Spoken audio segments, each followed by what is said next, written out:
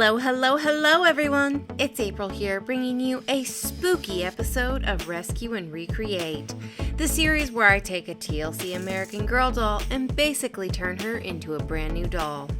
The theme for this episode is Halloween, and the first 11 suggestions I got are a vampire, Thorin, Scarlet Witch, Lydia, Winnie, a zombie, a Victorian ghost, Sailor Jupiter, Wednesday Addams, a creepy haunted doll, and Ella Vera, Mistress of the Dark. And our voted fan favorite was Scarlet Witch, who will get 2 spots on the wheel. And if your suggestion did not make it on the wheel, please do not feel discouraged, and ring the bell below to get notified as soon as I post new videos in the future, increasing your chances. With that being said, let's spin this wheel. And it has landed on Wednesday. Neat. The Scarlet Witch has joined Cher and Nezuko on the fan favorite wheel. For me, Christina Ricci's version of Wednesday Addams is really what made the character, but I am under the understanding that she mentored and approves of the new Wednesday Addams that will be making her debut in Wednesday, releasing with Netflix in November.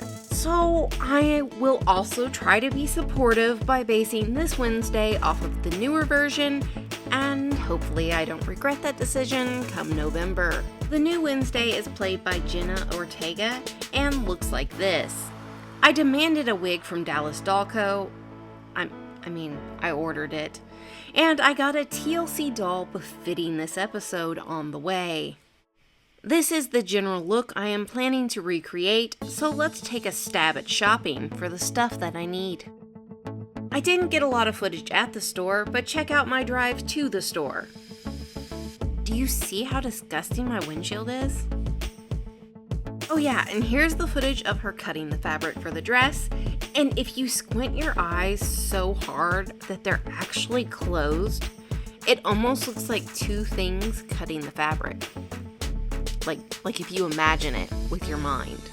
Speaking of thing, have you cut any hands off your dolls recently? No? Well, I'm going to.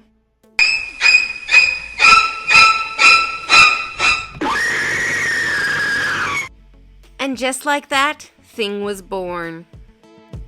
I couldn't find an exact match for her dress fabric, nor did I really expect to, but I liked this fabric and I think it gives the Wednesday vibe all the same. For her dress pattern, I modified this pattern, making it longer, making the collar both wider and longer, and adding slightly gathered sleeves. I'm using snap closures on the front of the dress and adding black decorative buttons.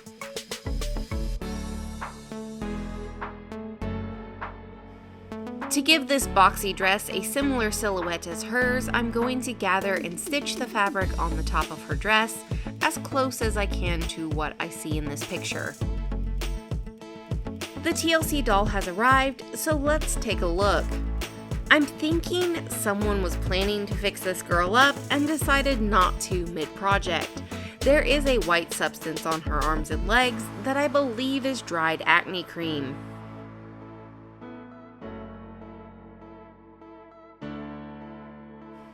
I'm going to wash the cloth body, wipe down the limbs and face, and see what we have.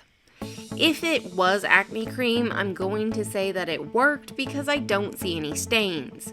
The majority of her face makeup is missing, and I went ahead and cleaned off any remaining bits with some acetone. Wednesday does have brown eyes, so these eyes will not do. I have a pair of good American Girl doll eyes to replace them. Let's boil her head and pop out her eyeballs, then shove some new eyeballs in place in her plastic skull.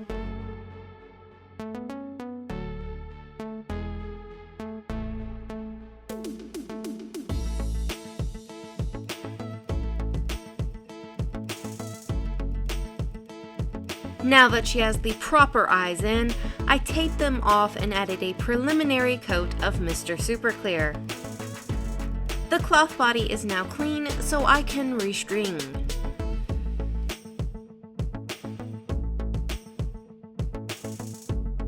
So, This man walks into a pet store and he asks for a dozen bees. The clerk carefully counts out 13 bees. "That's one too many," the man says, and the clerk replied, "It's a freebie." You know, you would have found it funny if you hadn't lost your head. When I'm doing face-ups, I primarily use watercolor pencils, except for when it comes to lips, where I use a watered-down acrylic paint mixture. Generally, I use black or brown watercolor pencil for the eyebrows. In this case, I am using black. I did experiment with a couple different mediums for the dark shadows around her eyes. In the end, I used human eyeshadow to create the look. I used a black watercolor pencil for her lashes and a couple different shades of brown to add some freckles. For the freckles, I will add darker spots, and then I will go back and dab those spots with a Q-tip, adding both lighter and darker freckles. And I didn't add any blush because she's allergic to color. Oh. I used a fine tip brush and white acrylic paint to give her teeth again. I used a mixture of watered down red and brown acrylic paint to make her lips. Once I was satisfied with her face up, I added another coat of Mr. Super Clear.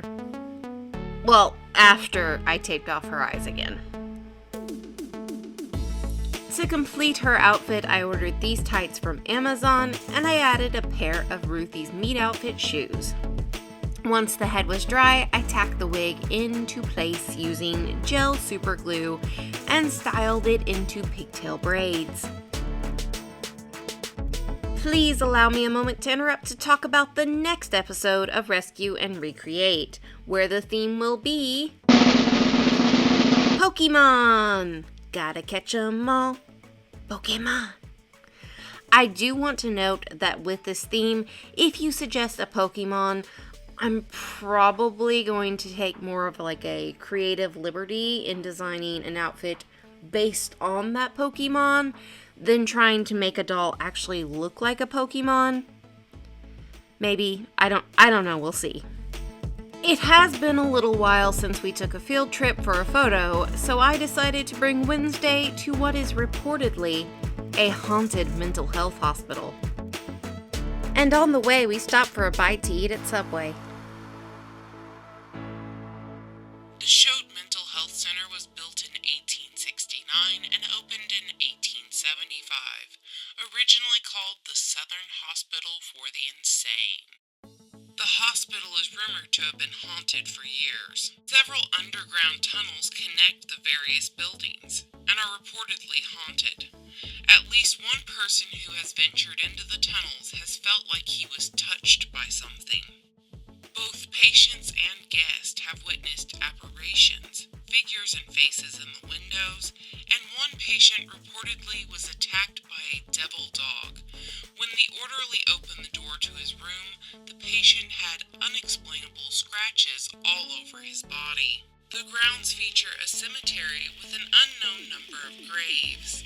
The medical and surgical building was once the site of electric shock treatments. Although, I have to say, I didn't see anything strange while I was there.